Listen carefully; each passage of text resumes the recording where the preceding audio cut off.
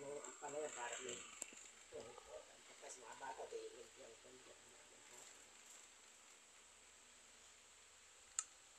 Nakita ko ginawang pang-sculpted ganyan.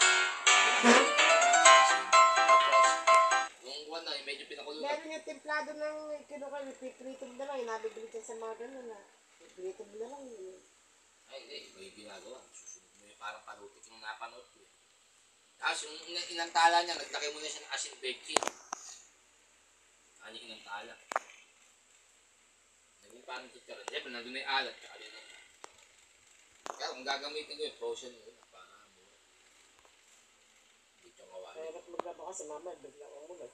Pero siguro baka dadaan lang dito yung kung hindi rin itong ano. No? Kaya panay sa order. Lord, nito lang yung pepito, ang one.